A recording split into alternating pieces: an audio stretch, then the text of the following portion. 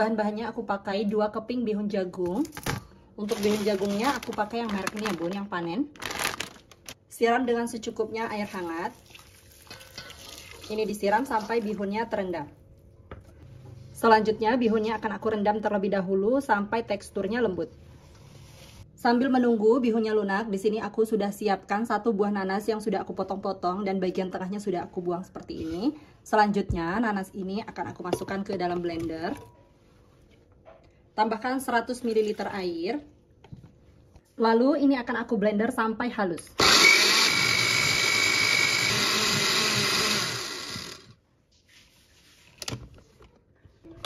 Teksturnya seperti ini. Untuk bihunnya setelah beberapa menit ini sudah lembut seperti ini. Ini mau aku tiriskan.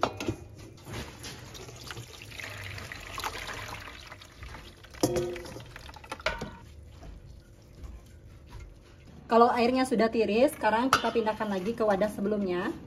Bahkan nanas yang tadi sudah di blender. 200 gram gula pasir. 1 saset bubuk agar-agar bening. 200 gram tepung tapioka.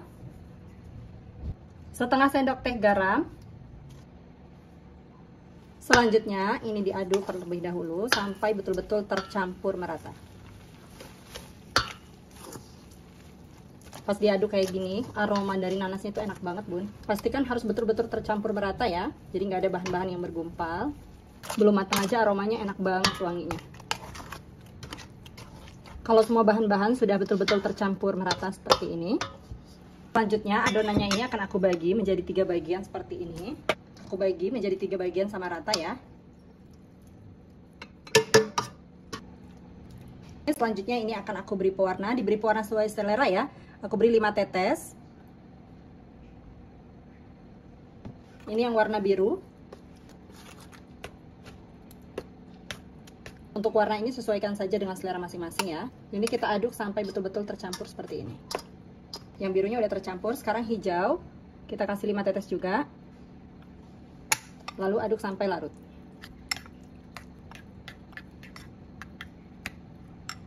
Terakhir aku beri pewarna warna merah, 5 tetes juga. Kita aduk juga sampai tercampur. Ini yang merah agak lebih banyak ternyata ya bun ya. Agak kurang sama.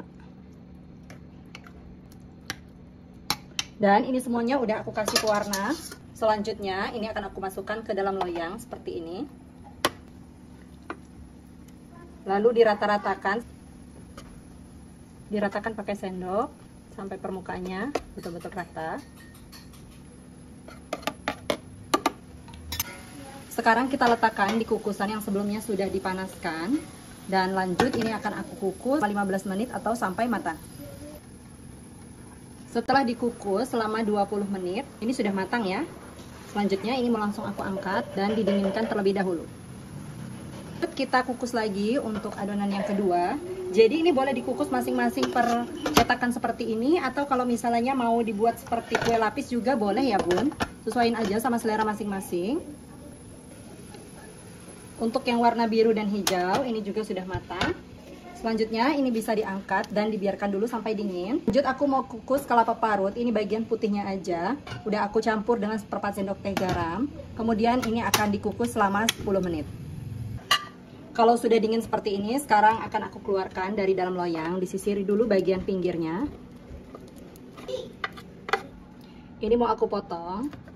Ini dipotong kecil-kecil ya bun. Ini harusnya aku keluarkan dari dalam loyang, tapi ternyata lengket. Aku kelupaan tadi bun, ngolesin loyangnya dulu sebelum dikasih daun pisang pakai minyak. Lalu kita ambil masing-masing seperti ini. Langsung dibalurkan ke kelapa parutnya. Jadi nanti bun, jangan lupa ya, diolesi dulu dengan minyak tipis-tipis loyangnya. Walaupun nggak pakai daun juga bisa ya. Kalau pakai minyak dia nggak akan lengket. Untuk yang warna hijau, ini masih aman ya, tuh nggak lengket. Sekarang udah disisirin bagian pinggirnya, kita keluarkan dari dalam cetakan. Nah seperti ini, kita balik dulu sebelum dipotong. Ini mau aku potong dulu menjadi 2 bagian. Pakai spatula potongnya.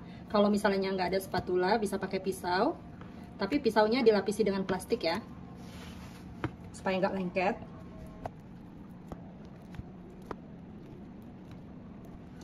Nah, kalau udah dipotong-potong seperti ini, lanjut tinggal kita baluri aja ke kelapa parutnya. Nah, kemudian disusun di dalam piring saji. Nah, ini yang aku potong kecil-kecil. Ini bisa ditaruh di dalam takir waktu dijualnya atau di tin wall ya bun. Kemudian ini yang aku potong jadi potongan segi 4 kayak gini. Mana yang lebih cakep bun? Komen ya. Terus sekarang mau aku cobain dulu. Kita cobain dari yang kecil ya. Bismillahirrahmanirrahim. Ini kenyal, tapi itu lembut banget. Walaupun udah dingin, ini masih lembut banget. Cobain ya. Bismillah.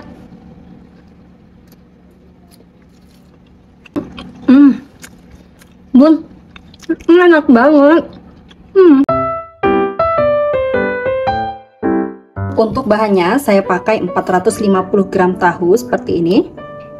Kemudian tahu ini akan dipindahkan ke wadah yang besar. Selanjutnya tahunya akan saya haluskan. Saya menggunakan penghalus kentang seperti ini. Bisa pakai cobek atau pakai chopper juga bisa.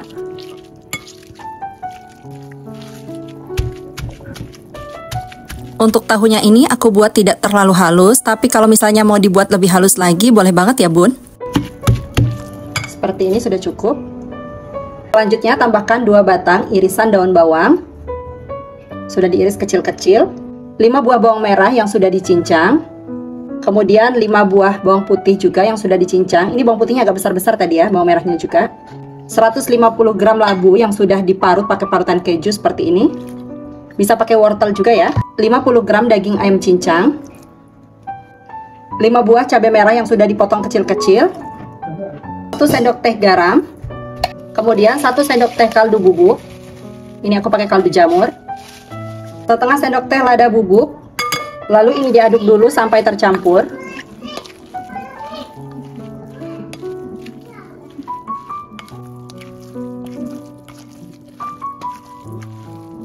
Dan setelah tercampur seperti ini, terakhir tambahkan 250 gram tepung tapioka. Kemudian ini diaduk lagi sampai tercampur. Aku pakai tangan yang aduknya supaya lebih mudah tercampur. Pastikan tangannya sudah dicuci bersih.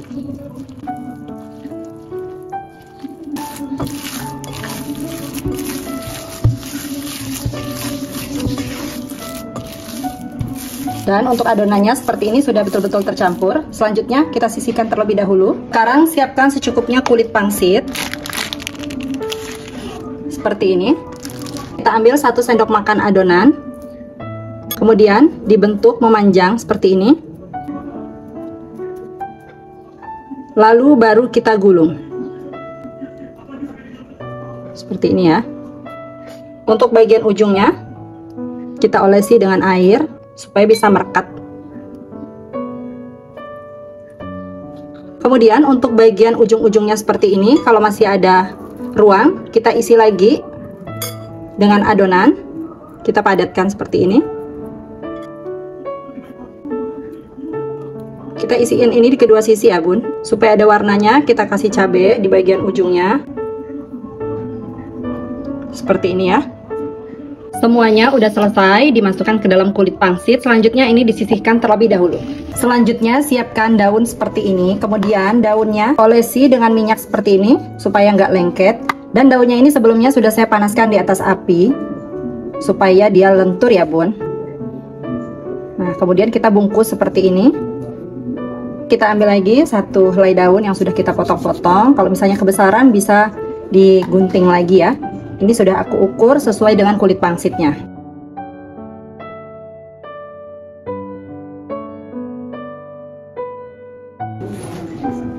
Lanjut lakukan sampai selesai. Semuanya udah aku kasih daun kayak gini. Tujuannya diberi daun seperti ini supaya nanti pada saat dikukus tidak saling menempel ya kulit pangsitnya. Selanjutnya ini akan aku kukus di air yang sudah aku panaskan sebelumnya. Ini ditutup dan dikukus selama 25 menit. Setelah 25 menit sudah matang, matikan apinya. Sekarang dimsum tahunya langsung aja kita angkat. Dimsum tahunya ini bisa dipotong seperti ini ya bun. Kemudian dikemas di dalam mika seperti ini. Selanjutnya diberi saus seperti ini, atau bisa dibuatkan sendiri sausnya pakai plastik clip yang kecil ya bun, kalau mau lebih ekonomis. Nah, ini tinggal dikasih strapless. Bisa dijual dengan harga Rp2.000 atau disesuaikan dengan modal bahannya di daerah masing-masing.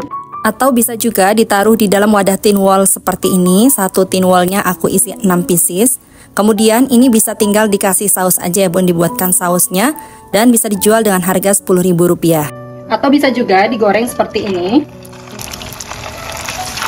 Ini digoreng pakai api sedang sambil dibalik-balik kayak gini ya, supaya matangnya merata sampai warnanya kuning keemasan. Kalau warnanya sudah kuning keemasan seperti ini, bisa diangkat. Selanjutnya ini bisa ditiriskan. Cakep banget hasil matangnya nih. Aku ambil yang pertama kali digoreng, tapi ini masih lumayan panas ya. Kasih saus kayak gini. Jadi kan pakai yok, dipakai yok. Dan ternyata setelah digoreng seperti ini rasanya makin enak. Jadi cocok banget kalau dimakan pada saat anget-anget. Tapi ini benar-benar masih panas. Wajib cobain di rumah ya bun. Sampai ketemu di video aku selanjutnya. Terima kasih sudah menonton. Wassalamualaikum.